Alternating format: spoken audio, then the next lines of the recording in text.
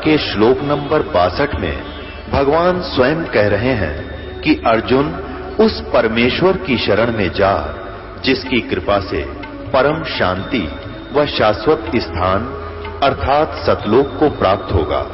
वो परमेश्वर कौन है, कहां है, कैसा है, जानने के लिए कृपया अवश्य सुनिए जगत गुरु तत्वदर्शी संत रामपाल जी महाराज के अमृत वचन। अब देखिएगा, ये पवित्र यजुर्वेद है और इसका अनुवाद स्वामी दयानंद जी ने ही अपनी कर कमल से लिखा है, किया गया है। स्वामी दयानंद जी ने अपनी कर कमल से किया है यजुर्वेद, महर्षि दयानंद सरस्वती। और ये कहां से अनुवाद किया गया है?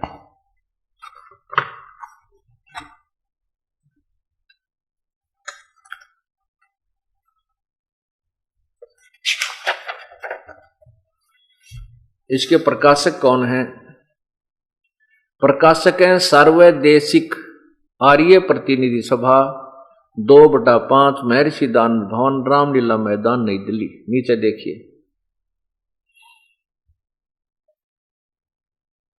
यहां से ये प्रकाशित है। और मुद्रक हैं Prince offset printers, Prince offset printers, Pataudi house, Daryaganj, नई दिल्ली।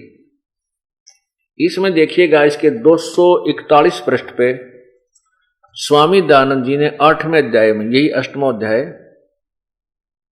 नीचे देखिए, यह है 8वां मंत्र, 13वां मंत्र, ये 13वां मंत्र है। इसमें ये संस्कृत इसमें लिखी है, इसका अनुवाद स्वामी जी ने स्वयं कर रखा है। अब 242 पृष्ठ देखिएगा आप, ये देखिएगा 242 पृष्ठ। इसमें अनुवाद किया है कि हे सबके उपकार करने वाले मित्र,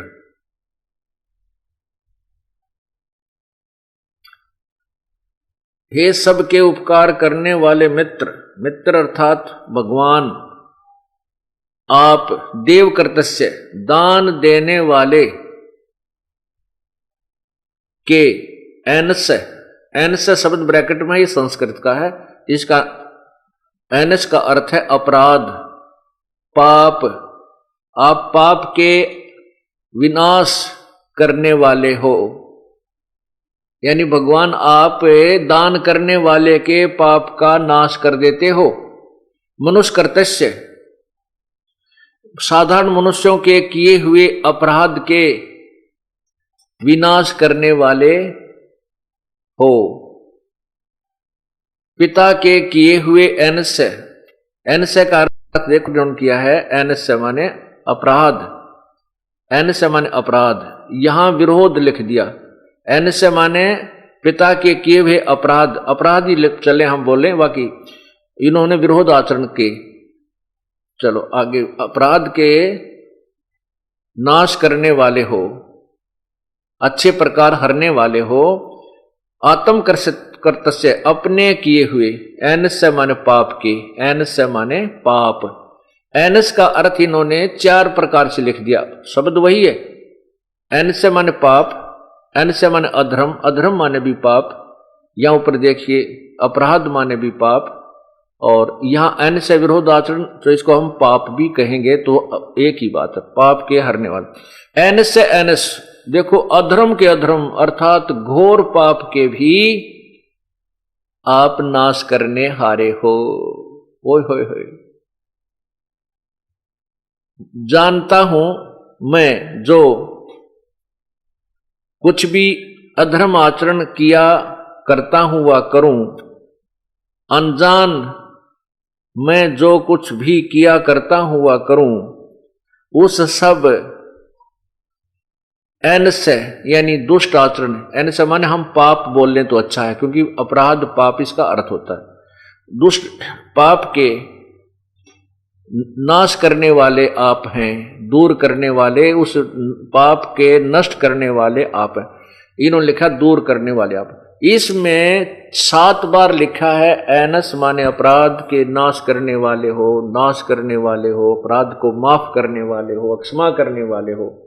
परमात्मा अब क्या था, स्वामी जी ने सत्यार प्रकाश लिख दिया सारे जीवन में, कहीं ना कहीं से सुने सुनाए ज्ञान के आधार पर ये समाज में पहुंच गया। बाद में इन्होंने यजुर्वेद का अनुवाद किया। 1940 संवत 1940 में स्वामी जी का देहांत हो गया था और 1939 में उन्होंने 1 वर्ष पहले इस यजुर्वेद का अनुवाद समाप्त किया। ये देखिएगा, यही यजुर्वेद है।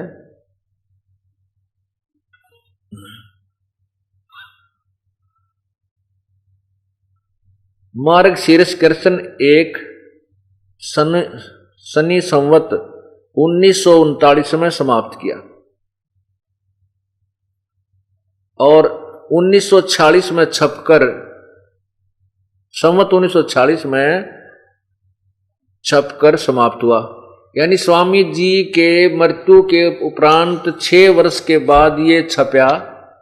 उससे पहले केवल सत्यार प्रकाश को ही दुनिया पढ़ती रही और ये वेदों का वो अनुवाद बाद में किया इन्होंने। कति 1 वर्ष रह रहा था उस समय वेदों, तब उनको ज्ञान हुआ होगा। इसके बाद वो अगर कोई फेरबदल कर जाते तो अच्छी बात थी, कोई बात नहीं, भूल में कुछ भी हो सकता था, लेकिन स्वामी जी नहीं रहे और ये अज्ञान भरा हुआ सत्यार प्रकाश हमारे अंदर प्रवेश कर दिया गया।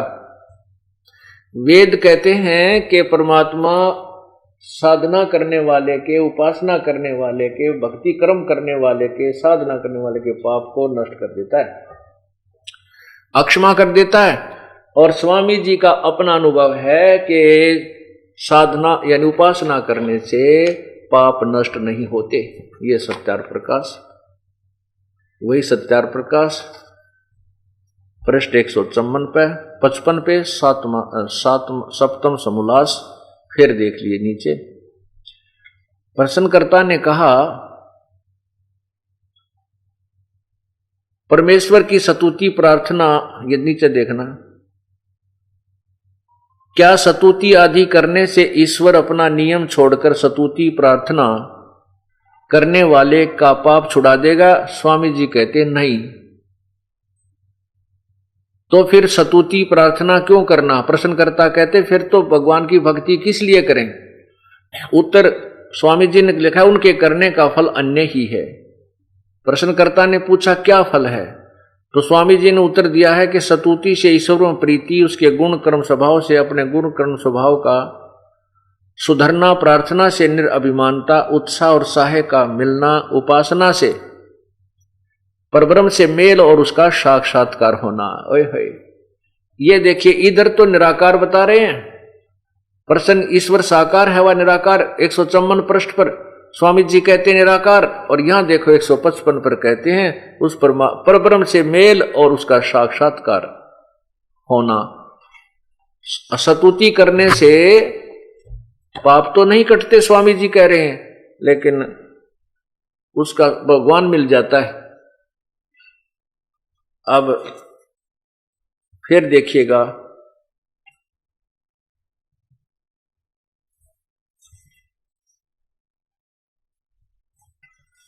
और अच्छी विस्तृत व्याख्या स्वामी जी ने लिखी है इसी 7वें समोल्लास के 163 पृष्ठ पे। 7वां समोल्लास पृष्ठ 163, नीचे आइएगा। किसी ने प्रश्न किया, प्रश्न ईश्वर अपने भक्तों के पाप क्षमा करता है व नहीं? उत्तर महर्षि जी का नहीं, क्योंकि जो पाप क्षमा करे तो उसका न्याय नष्ट और सब मनुष्य महापापी हो जाएं, क्योंकि उनको पाप करने में उत्साह और निर्भयता हो। जैसे कोई राजा अपराधियों के पाप की क्षमा करे तो वे अधिक अपराध पाप करने लगे, और जो अपराध नहीं करता वह भी अपराध करने से न डरे। इसलिए सब कर्मों का यथावत फल देना ईश्वर का काम है, अक्षमा करना नहीं। अब देखिए, ये तो सोच है एक महर्षि की, अपना अनुभव, और उधर से स्वामी जी कहते हैं कि वेद में जो लिखा है वो ज्ञान अंतिम है, वेद में जो लिखा वो सत्य है। इससे सिद्ध है कि वेद में तो लिखा है परमात्मा साधक के घोर पाप को भी नाश कर देता है। इसलिए सत्यार प्रकाश में लिखी व्याख्या क्या है ये आप समझ गए होंगे, मुझे कहने की आवश्यकता नहीं पड़ेगी।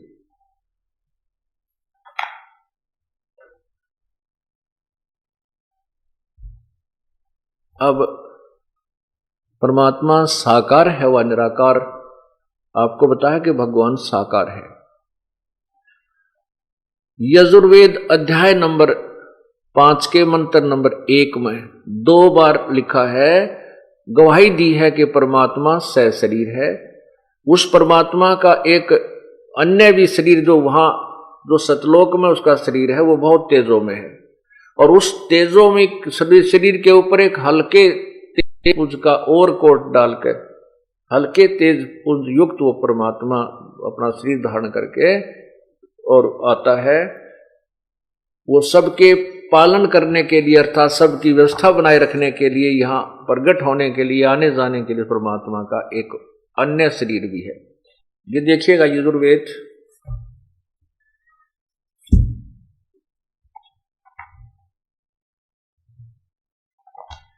5वें अध्याय का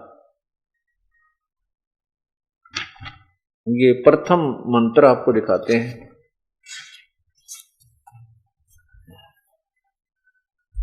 ये वही यजुर्वेद है और स्वामी दयानंद सरस्वती जी द्वारा इसका अनुवाद किया गया है। ये देखिएगा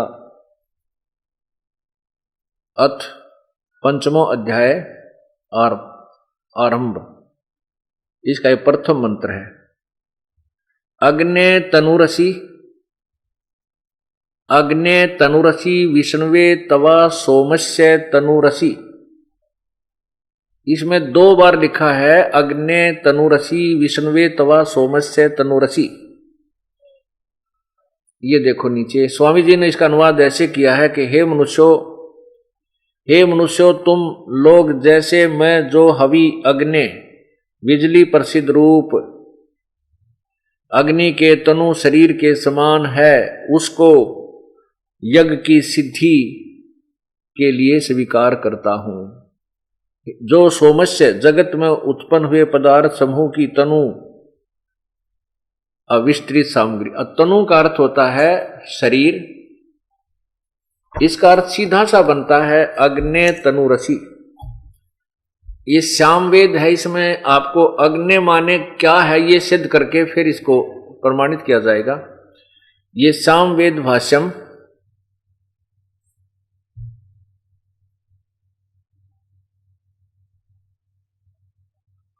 और नीचे देखिएगा भाष्यकार हैं स्वामी ब्रह्म मुनि व्राजक विद्या मार्तंड। इसमें प्रथम सामवेद पूर्वार्चिक अग्नि प्रकांड प्रथमोध्याय, इसमें देखिएगा अग्नि का अर्थ लिखा है हे ज्ञान प्रकाश स्वरूप परमात्मन, यानी अग्नि माने परमात्मन। यहां देखिए नीचे अग्नि माने हे ज्ञान स्वरूप परमात्मन।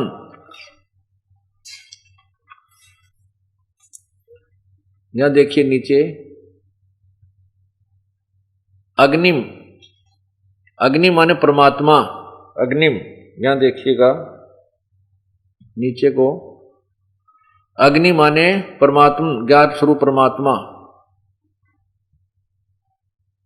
यहां देखिएगा यानी प्रत्येक मंत्र में अग्नि माने परमात्मा। या नीचे देखिएगा अग्नि माने हे प्रकाश स्वरूप परमात्मन।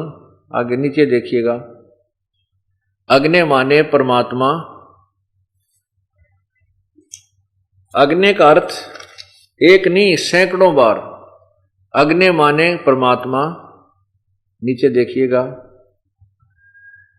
अग्नि माने ज्ञान स्वरूप परमात्मा। अब इसमें और भी सारे ही बहुत ज्यादा है ऐसे लिखे हुए, अग्नि का अर्थ है परमात्मा, ये सिद्ध हो गया। अपन ने सिर्फ अपना काम चलाओ देखना है, इसमें गणित संस्कृत पढ़ने की आवश्यकता नहीं, इन्होंने सब कुछ लिख रखा है, हमने सिर्फ इसको देखना है। अग्नि माने परमेश्वर सिद्ध हो गया। और यहां लिखा अग्नि तनुरसी, तनु माने शरीर, रसी माने है। अब यहां फिर देख लिए,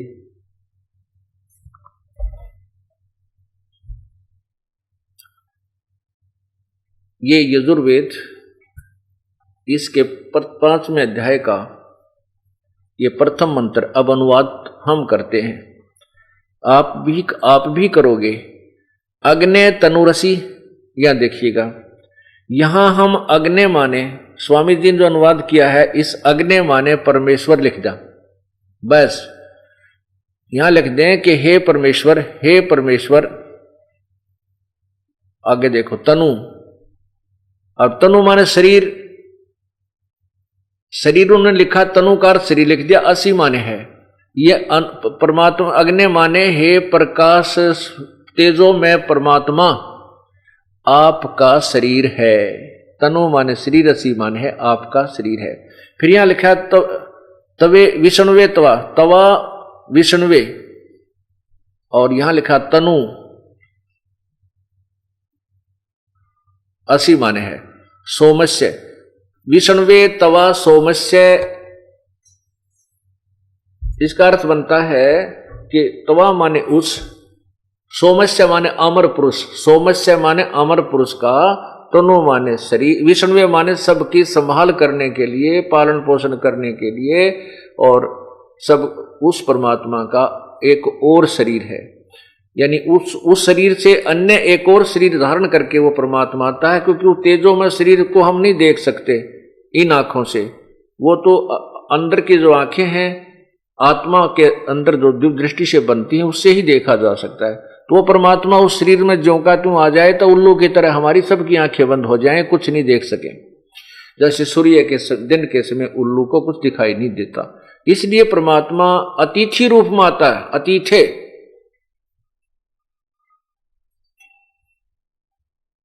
कुछ समय के लिए यहां आता है तो उसके लिए परमात्मा अन्य शरीर धारण करता है। अब ये तो पवित्र यजुर्वेद ने सिद्ध कर दिया कि भगवान परमात्मा शरीर है। अब आपको पवित्र बाइबल में दिखाता हूं। अब देखिएगा पवित्र बाइबल,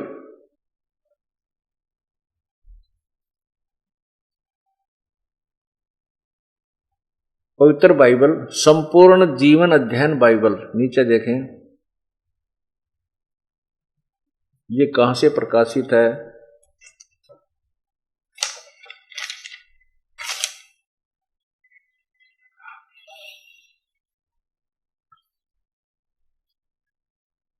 लाइफ पब्लिशर्स इंटरनेशनल,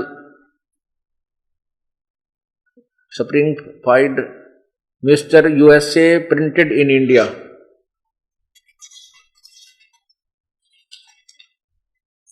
यहां देखिएगा संपूर्ण जीवन अध्ययन बाइबल, पवित्र बाइबल, और ये है प्रिंटेड इन इंडिया।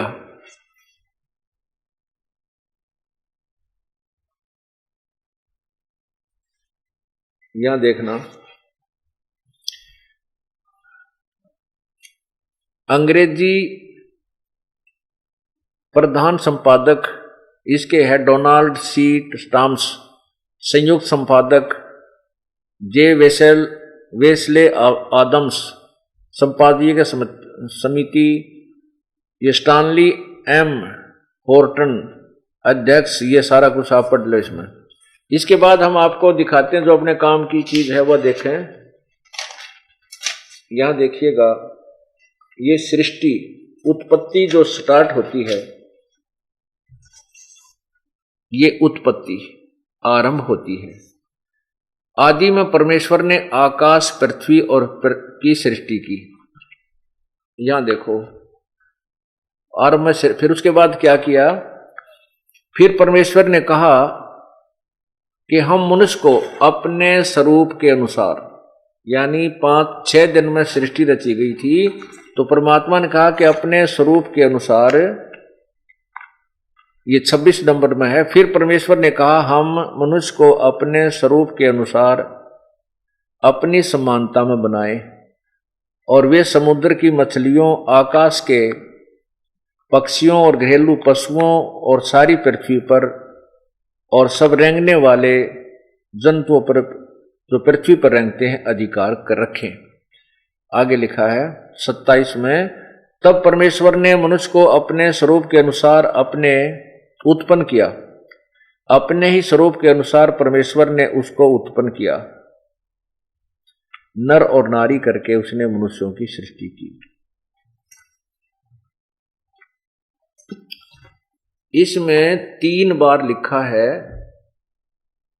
कि परमात्मा ने मनुष्य को अपने स्वरूप में बनाया। अब मनुष्य जैसा ही परमात्मा सिद्ध हुआ, पवित्र बाइबल ने सिद्ध कर दिया कि परमात्मा मनुष्य जैसा है।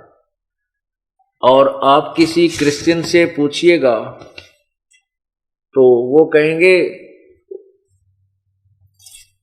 God is formless. उसे पूछेंगे what is the form of God, वो कहेंगे गॉड इज फॉर्मलेस, परमात्मा निराकार है। और पवित्र बाइबल को वे एक सदग्रंथ मानते हैं, अपना पूजनीय मानते हैं, उसके ज्ञान को सत्य मानते हैं। तो पवित्र बाइबल तो कह रहा है भगवान मनुष्य जैसा है। तो ये जो ज्ञान है, सुने सुनाई थ्योरी, सुना सुनाया जो रट्टा फकेसी का जो अज्ञान हमारे अंदर कैसे कर गया, वो इसीलिए कर गया कि जो भी जिस मजहब का विद्वान माने जाते थे उन्होंने अपने ही सदग्रंथों को नहीं समझा और अपने दंत कथा सुनी सुनाई कहानी लोक वेद से दुनिया का हृदय रंग दिया और भगवान को निराकार सिद्ध करके एक तरफ बैठ गए।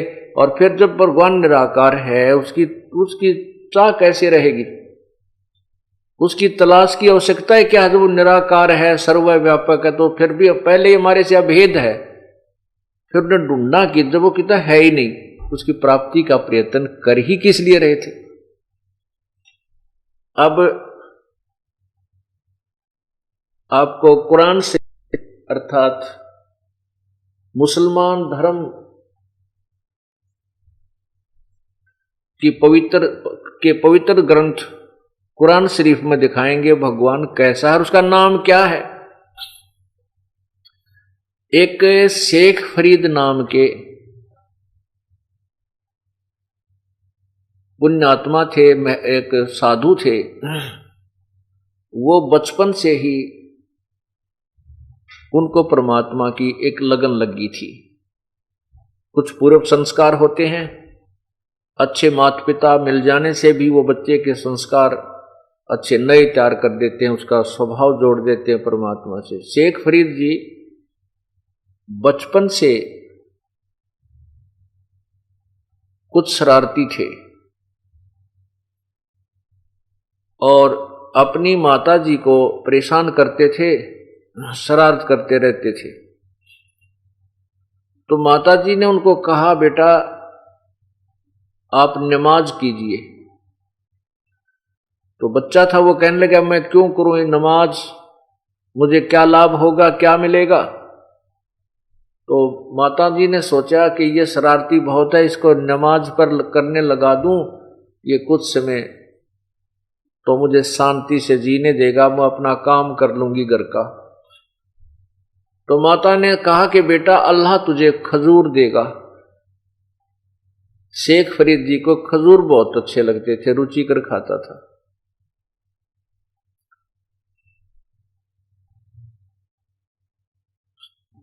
मां के मुख से ये वचन सुने तो शेख फरीद जी ने कहा कि मां बता फिर कैसे नमाज करनी है, कितनी बार करनी है। मां ने कहा बेटा 5 बार करनी है और कैसे करनी है मैं तुझे बता देती हूं, तुझे ज्यादा तो याद रहेगा नहीं, तू ऐसे करना, एक चद्दर बिछा दी और उसके ऊपर कहा कि आंखें बंद करके मत्था टेक ऐसे, और ये कहते रहना अल्लाह मुझे खजूर दे, अल्लाह मुझे खजूर दे, और जब तक मैं नहीं कहूं तू आंखें मत खोलना। ठीक है, माता जी ने एक वस्त्र बिछा दिया साफ, और शेख फरीद जी ने उस पर मत्था टेक कर और कहने लगे आंखें बंद करके, अल्लाह मुझे खजूर दो, अल्लाह मुझे खजूर दो। तो माता ने क्या किया कि 2 पत्तों के बीच में लपेट कर और खजूर रख दिया उसके उस कपड़े का नीचे जिसके ऊपर वो नमाज कर रही थी। अब शेख, जब माता ने तो कहा नहीं कि उठ ले, उसने काफी देर करा, अल्लाह खजूर दे, अल्लाह खजूर दे, मां नहीं बोली तो उठ कर चल पड़ा और कहने लगा मां आप तो झूठ बोलती हो, अल्लाह ने खजूर तो दिया ही नहीं, मैं नहीं करूं आज के बाद जी नमाज, बहका दिया मेरे को। मां ने कहा नहीं बेटा, अल्लाह बहकाता नहीं है, तेरा कपड़ा उठाकर देख जिस पे तू नमाज करता था। उसने जा करके वो कपड़ा उठाकर देखा तो खजूर 2 पत्तों के बीच में खजूर रखा हुआ। खूब खाया, कूदता फिरा। कुछ देर के बाद फिर कहने लगा मां वो कपड़ा बिछा, मैं नमाज करूंगा। अब वो प्रतिदिन नमाज करने लगा, मां को थोड़ी शांति मिलने लगी और वो प्रतिदिन उसके कपड़े के नीचे खजूर रख दे और वो खावे। एक दिन माता जी को याद नहीं रहा खजूर रखना, और शेख फरीद अपनी नमाज करके जितना समय उसने निर्धारित कर दिया इतनी देर करूंगा, अल्लाह खजूर दे खजूर दे, फिर उठकर वो खजूर उठाकर खाने लग जाता था। उसी प्रकार प्रतिदिन की तरह शेख फरीद जी ने कपड़ा उठाकर देखा तो वहां पर खजूर रखा था और वो खजूर खाता हुआ आ रहा है। अब मां ने देखा कि शेख फरीद, आज तो मैं खजूर रखना भूल गई, और ये शेख फरीद, ये फरीद उठेगा और उठते ही ये फिर खजूर नहीं मिलेगा तो इसका विश्वास टूटेगा। तो माता बहुत धार्मिक थी, पूर्व संस्कार की पुण्यात्मा थी, क्योंकि अच्छे माता पिता के घर पर अच्छे ही पुण्यवान बच्चों का जन्म होता है। तो उसने हृदय से पुकार की, उसको याद आया कि अब शेख फरीद उठने वाला है और मैं खजूर रखना भूल गई। ये भगवान, उस बच्चे का विश्वास टूट गया तो वो बहुत शरारती है, कभी नमाज नहीं करेगा। इतना मां अंदर से पुकार सोच ही रही थी और उठ के चली थी वो लेकर के खजूर रखने के लिए। उधर से वो क्या देखती है कि शेख फरीद खजूर खाता हुआ नमाज करके पूरी आ रहा है। अब मां ने जब देखा कि खजूर खा रहा है, उसने पूछा बेटा ये खजूर कहां से लाया तू? शेख फरीद बोला माता जी अल्लाह प्रतिदिन ही तो देता है मुझे खजूर, उस कपड़े के नीचे से उठा कर लाया हूं। पुण्यात्माओं, परमात्मा के खेल अजब हैं, अजीब और गरीब होते हैं, और हम उसमें यह सोचा कि ऐसा नहीं हो सकता वैसा नहीं हो सकता, तो हमारा सिद्धांत गलत है। क्योंकि परमात्मा के विषय में यह सोचना कि वो ऐसा नहीं कर सकता, वो ऐसा नहीं कर सकता, वो अधूरा भक्त है, वो विश्वासी नहीं है। वही शेख फरीद जी बड़ा होकर के घर त्याग गया, क्योंकि उसमें परमात्मा की कसक थी। प्रभु ने उसके लिए ऐसी अनहोनी लीला भी की। अब देखो, आत्मा परमात्मा को ढूंढ रही है जब से वो भगवान से बिछड़ी है। अब परमात्मा को पाने का, आत्मा को ये पता है कि परमात्मा मनुष्य जैसा है, और मनुष्य रूप में, साधु रूप में, संत रूप में या किसी भी प्रचारक के रूप में आता है। इसलिए वो संत परमात्मा को, संत को परमात्मा का स्रोत समझती है आत्मा, इसलिए संतों के पास जाते। तो ऐसे ही आत्मा भटकती हुई परमात्मा की चाह में इन नकली संतों के फंस जाती है। इसी प्रकार शेख फरीद जी एक तपस्वी संत के का शिष्य बन गया।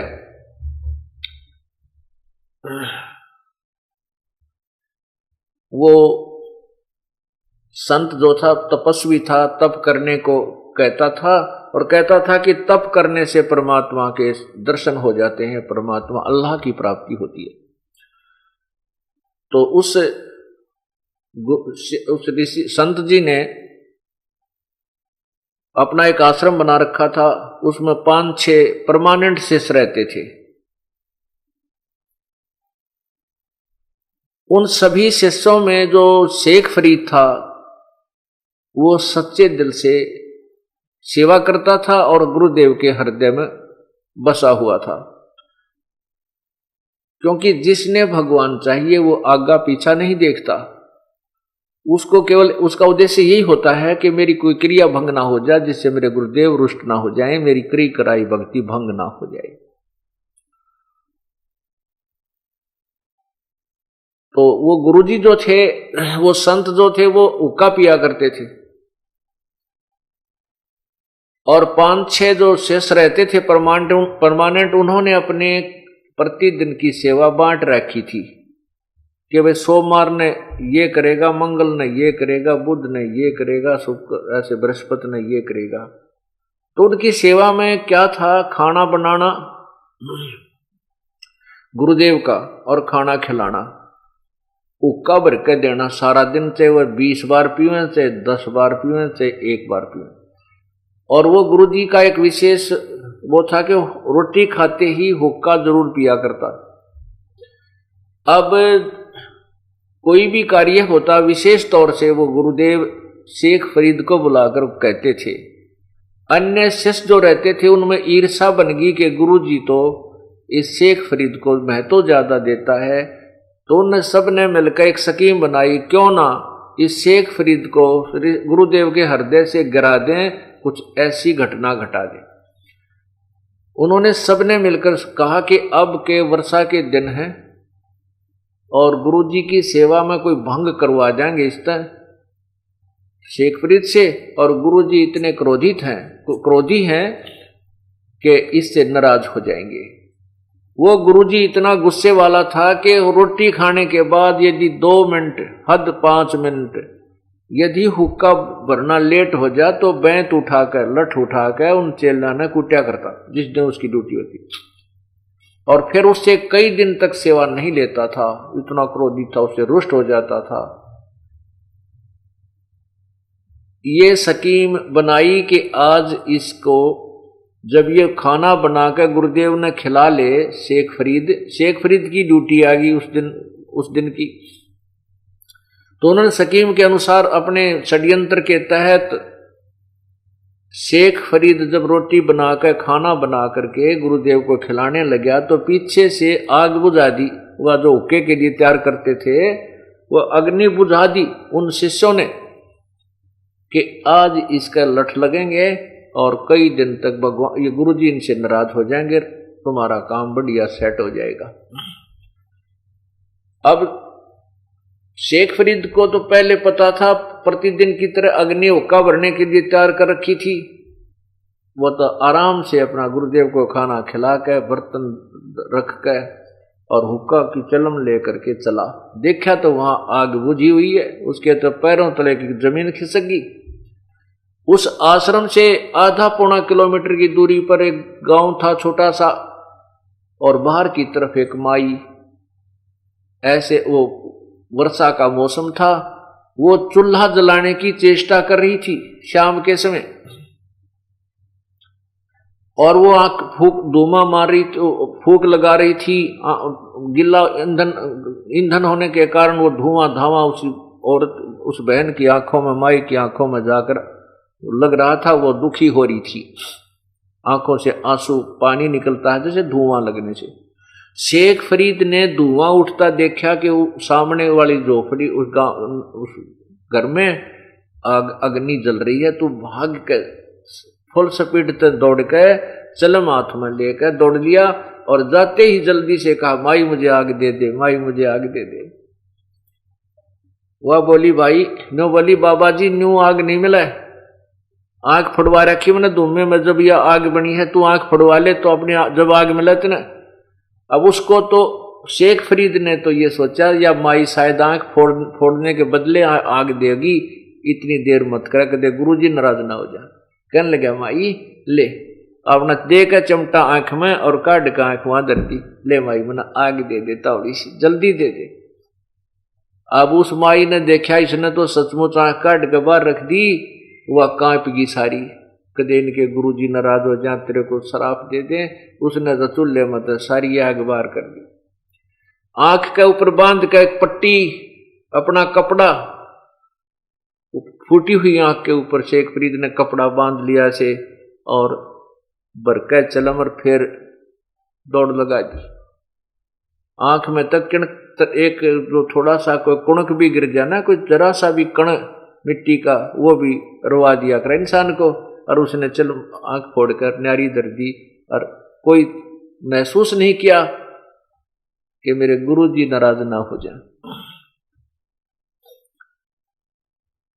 अब वो दौड़ा आ रहा था। अब गुरुजी ने देखा का तो भाई कुछ लेट कर दिया, हुक्का वरना आवाज लगाई रहे शेख फरीद, हुक्का ला बेटा। अब शेख फरीद वहां नहीं था, दूसरी आवाज लगाई, तीसरी जब आवाज लगाई रहे कित मर गया, आज कहां मर गया तू, अभी तक हुक्का नहीं भर के लाया। जब तीसरी आवाज लगाई गुरुजी ने खूब दहाड़ के, तो दो निकट पहुंच गया शेख फरीद, कहने लगा आ गया गुरुजी, आ गया गुरुजी। अरे क्या बात होगी कि चला गया था गुरुजी, यहाँ मौसम खराब था, अग्नि बुझ गई गुरुजी, माफ कर दो, ये गांव से जाके लानी पड़ी। अच्छा रख देता है। अब हुक्का रख दिया। जब गुरुजी ने देखा उसकी आंख का पट्टी बंध रही थी, अरे आंख का के लाग गया बेटा। वो कहने लगा गुरुजी सब आपकी दया है, सब ठीक है, ठीक है गुरुजी सब ठीक है। यूं कह के वो जाकर बर्तन दौड़ने लग गया, आंख मुंह फेर कर।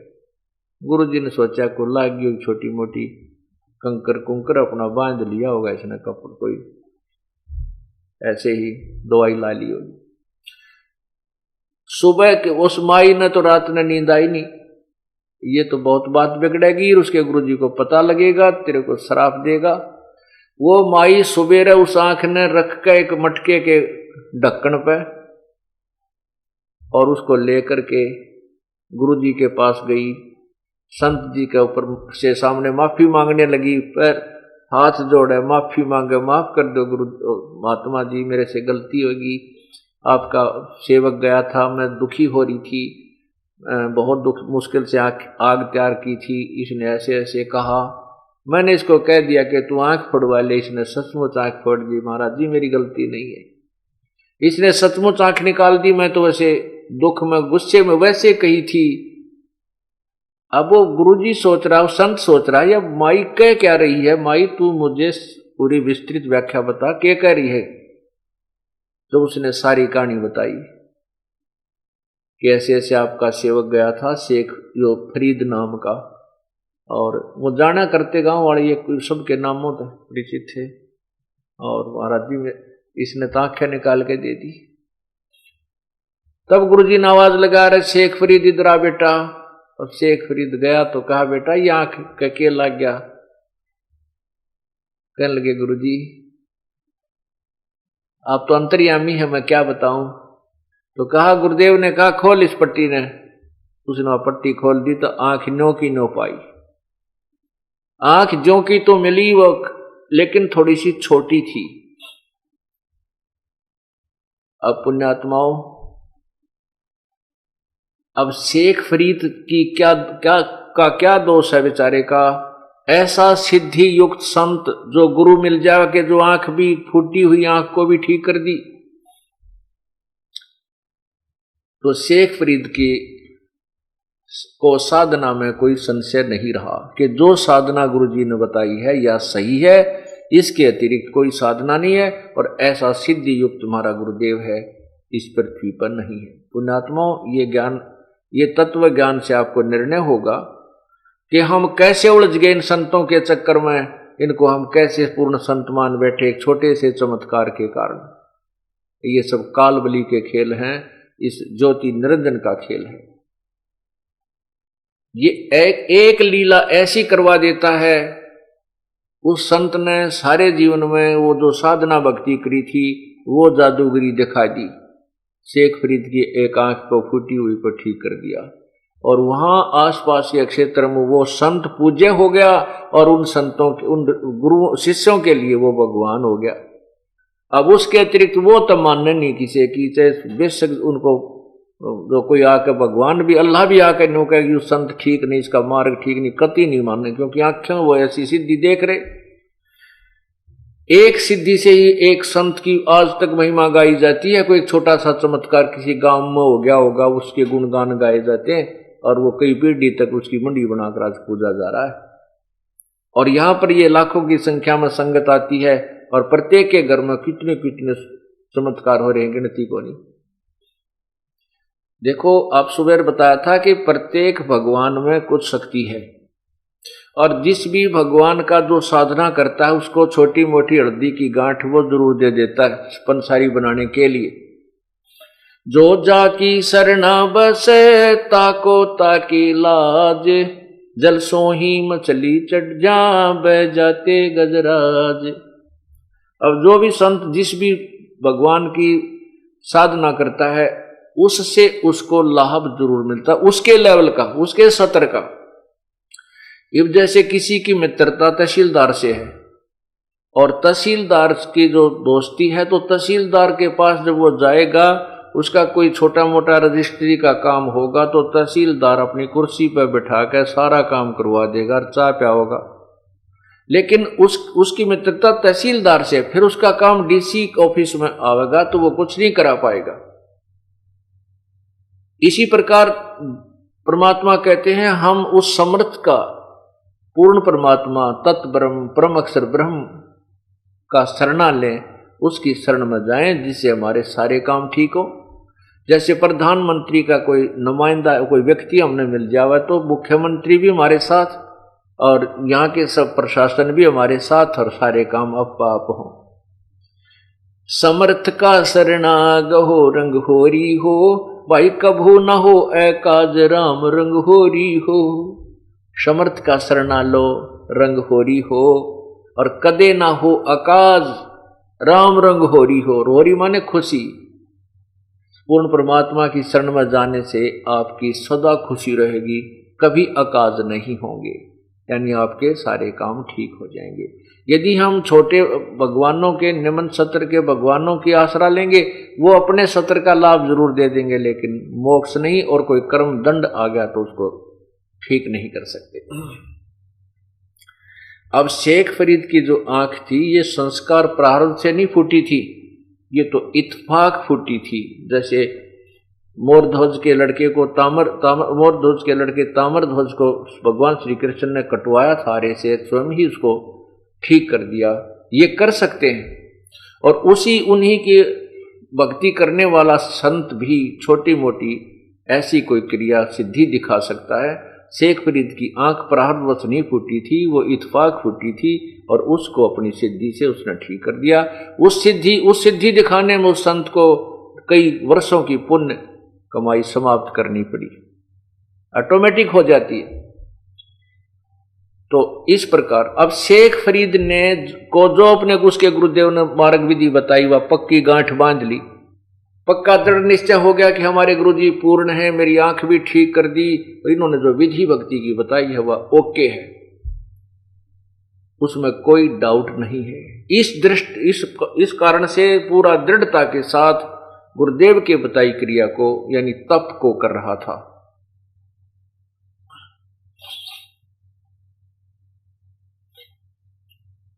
गुरुदेव का शरीर पूरा हो गया अर्थात तो मृत्यु को प्राप्त हुए। उसके बाद शेख फरीद ने वो आश्रम छोड़ दिया क्योंकि उसका उद्देश्य परमात्मा पाना था।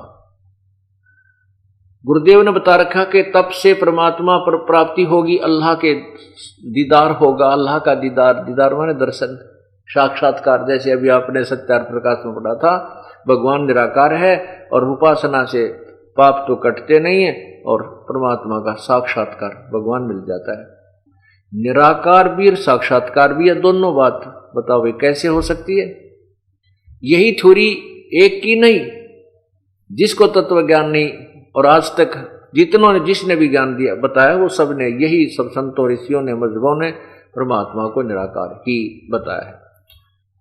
तो शेख फरीद जी ने सोचा भाई गुरुदेव ने बहुत कहा है कि तप से भगवान मिलेगा, क्यों ना इस तप करके शरीर ने खत्म कर दूं, क्या बनेगा इस मिट्टी का यदि परमात्मा नहीं मिला था।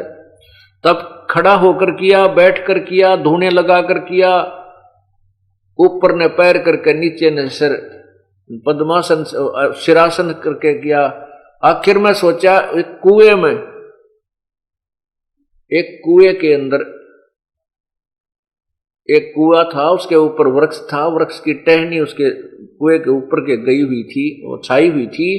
तो उस ऊपर वाली टहनी में एक रस्सा बांध के अपने दोनों पैरों के अपने रस्सा बांध के शेख फरीद ने, और वो क्या करता था कि कुएं में उल्टा लटक जाता था। 12 वर्ष तक कुएं में उल्टा लटक कर शेख फरीदी ने परमात्मा के दर्शन करने के लिए साधना की, गुरुदेव के बताए अनुसार। गुरुदेव ने तप करना बताया था तो उसने तप और कठिन करने की चेष्टा की, किसी प्रकार अल्लाह के दर्शन हो जाए। अब 12 वर्ष के दौरान अन्न भी बहुत कम आहार किया। क्यों किया कि कम खाना खाऊंगा तो कम बाथरूम जाऊंगा और कम ही पानी जो है ना फ्रेश होने जाना पड़ेगा, इसलिए ज्यादा से ज्यादा समय मेरा तप में जावे। इसलिए सवाम कहते हैं 12 वर्ष में शेख फरीद ने 50 शेर सवामन अन्न यानी 50 किलो गेहूं अन्न खाया। 12 वर्ष में 50 किलो अन्न। अब हिसाब लगाओ एक दिन में कितनी एवरेज पड़ी, मेरे ख्याल में तो 10 ग्राम की भी ना पड़े,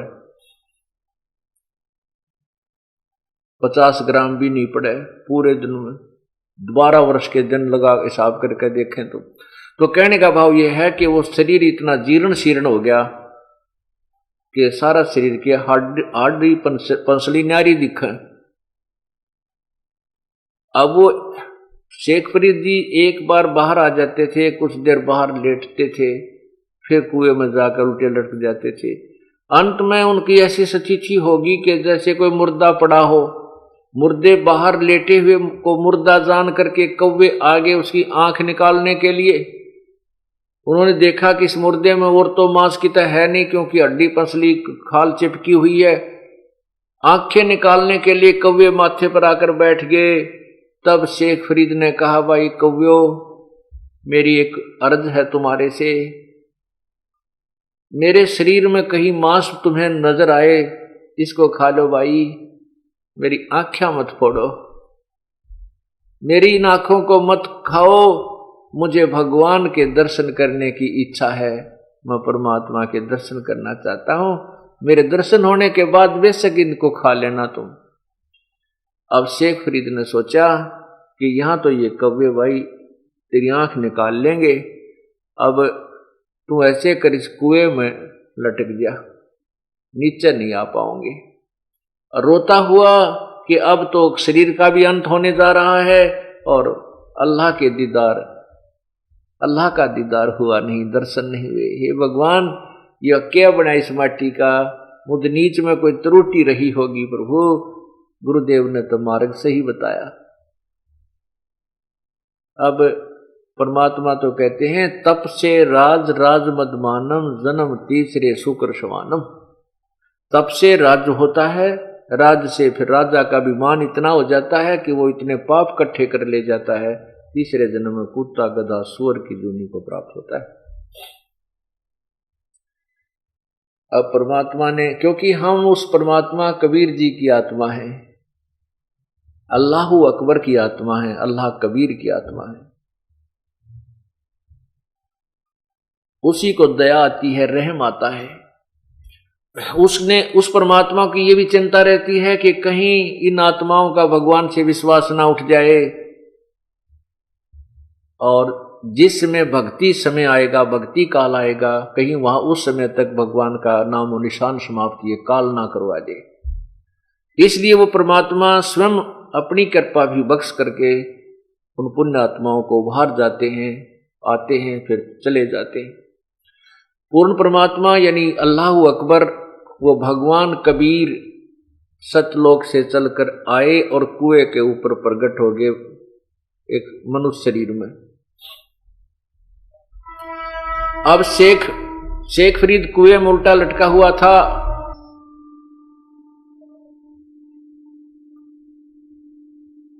परमात्मा ने वो रस्सी पकड़ी और उसको ऊपर को, जैसे कुएं से बाल्टी खींचते हैं पानी की, रस्सी पकड़कर, तो ऐसे खींचने लगे उसको ऊपर को। शेख फरीद ने सोचा कि कोई ये गडरिया है, गवाला है। जंगल में बच्चे जो पाली जाते थे, गडरिये होते थे, वो क्या करते थे, शेख फरीद के उस रस्से को पकड़कर ऐसे हिला देते थे। वो कभी कुएं की दूसरी तरफ जाके लगता था, कभी दूसरी तरफ जाके लगता था, ऐसे सिर के हाथ लगा लेता था। वो बच्चे उनको ऐसे छेड़छाड़ करते रहते थे। तो शेख फरीद जी ने सोचा ये कोई गवाला आ गया, तुझे परेशान करना चाहता है। उसको कहने लगा, जब वो इतने में वो ऐसे करते करते परमात्मा ने उसको बाहर निकाल लिया उल्टा लटके हुए को। शेख फरीद मंद मंद स्वर में कहता है कि भाई तू मुझे मत छेड़, मैंने क्या बिगाड़ा है तेरा, मैं अपना काम कर रहा हूं, तू अपना काम कर। परमात्मा ने कहा, आप क्या काम कर रहे हो महात्मा जी? कहने लगे, भाई मैं अल्लाह के दर्शन के लिए, परमात्मा प्राप्ति के लिए प्रयत्न कर रहा हूं। परमात्मा ने कहा, कबीर परमेश्वर ने कहा कि भाई मैं वो अल्लाह अकबर हूं, मैं परमात्मा हूं। शेख फरीद कहने लगा, भाई मजाक ना करे, अल्लाह तो निराकार है, अल्लाह तेरे जैसा थोड़ा ही है। परमात्मा ने पूछा, फिर अल्लाह कैसा होता है? कि वो तो बेचून होता है। बेचून माने निराकार, फॉर्मलेस। प्रभु ने कहा, क्या अल्लाह निराकार है? हाँ जी। तब परमात्मा ने कहा, रे बोली आत्मा, अब वो चीज निराकार है जिसको तू निराकार कह रहा है और उसके देखने की प्रयत्न कर रहा है, उसके दीदार के लिए तू पांव पीट रहा है, प्रयत्न कर रहा है। शरीर गाल दिया नादान, अपनी थ्योरी तो देख ले, तू कह के रहा और कर क्या रहा। एक तरफ तो भगवान को कहते निराकार है, वो दिखाई थोड़ा ही देता है, और फिर कहता मैं उसके दर्शन के लिए प्रयत्न कर रहा हूं। तो परमात्मा कहते, एक ना भूला दो ना भूली, भूली सब संसारी। सबका भूल लगी हुई है ये। अब देखो शेख फरीद जी की एकदम वो सारे जो अंदर के गलत ज्ञान से जो माइंड के सक्रिय गलत फटोरे थे, वह सारी त्रुटि दूर होगी। एक सेकंड के अंदर समझ में आ गया रहा सचमुच। एक तरफ तो मैं उसको निराकार कह रहा हूं और फिर उसके दीदार के लिए यहां देखो शरीर को खत्म करने जा रहा हूं। उस शेख फरीद ने सोचा ये भगवान तो नहीं है, नहीं हो सकता, क्यों? लेकिन भगवान का बाखबर जरूर है। ये परमात्मा के बारे में जानने वाला तत्वदर्शी अवश्य है। न्यू के न्यू उल्टा लटके लटके पैर पकड़ दिए उस परमेश्वर के। कहने लगे, हे महात्मा, मुझे परमात्मा अल्लाह के पाने की विधि बता दे। तब भगवान ने कहा कि ठीक है भाई, ऐसे अन्न ना खाने से, शरीर को सुखा देने से भगवान नहीं मिलता। आप कुछ आहार कीजिए, ज्यादा भी मत खाओ, इतना मत खाओ कि अंगड़ाई टूटने जमाइया और भक्ति भी ना होए, और इतना भी मत खाओ कि ये तुम्हारे शरीर कंडम हो जा, खत्म हो जा, मुड़ जा, ये कमल भी सीधे ना रहे, ये कमर न्यू होगी तेरी, जो क्या पड़ा सारा काम बिगड़ गया। तो इस शरीर तेरी के सतुरता है भाई, इसको अपना अच्छी तरह कपड़े तो तन ढक कर रख और अल्प आहार कर, थोड़ा खाना खा ले, ज्यादा मत खा, पर खा जब से। व्रत रखने से बात नहीं बनेगी। जैसे गीता जी के अध्याय नंबर 6 के मंत्र 16 में कहा कि अर्जुन, ये योग यानी परमात्मा की प्राप्ति की साधना सिद्धि न तो अधिक खाने से और न बिल्कुल न खाने वाले की, ना गणे सोने वाले की, ना गणे जागने वाले की सिद्ध होती है। अर्थात ना तो गणा खाने वाला भक्ति कर सकता है, ना कति ना खाओ जो व्रत रखता है वो भी, उसकी भक्ति भी व्यर्थ है। और जो लोग दिखावा सारी रात जाग गए वो भी ढोंग कर रहा है ना गणे जागन वाले की, और ना तड़ सुबह सांझ पड़ कर सोए तड़के 8 बजे उठे, उसकी भी भक्ति नहीं सिद्ध हो सकती। यानी हिसाब का खाना खावे, अपनी नींद भी ले और भक्ति भी करे, तब ये भक्ति सफल होती है। आहार करे, बिल्कुल खाना नहीं छोड़े। तो शेख फरीद जी ने उस परमेश्वर का संग किया, उनको गुरु धारण किया और नाम जपया, तब यथार्थ भक्ति करके अपने मोक्ष की साधना बनाई। तो का साधना कबीर परमेश्वर ने कहा कि शेख फरीद जी, आपने परमात्मा को, अल्लाह को किस आधार पर निराकार माना? वो कहने लगे जी हमारे कुरान शरीफ के अंदर भगवान को निराकार लिखा है। तब परमात्मा ने कहा कि कुरान शरीफ सूरत फुरकानी 25 आयत नंबर 52 से 58 तक 59 तक पढ़कर देखिए उसमें क्या लिखा है। आइए पवित्र कुरान शरीफ को पढ़ें।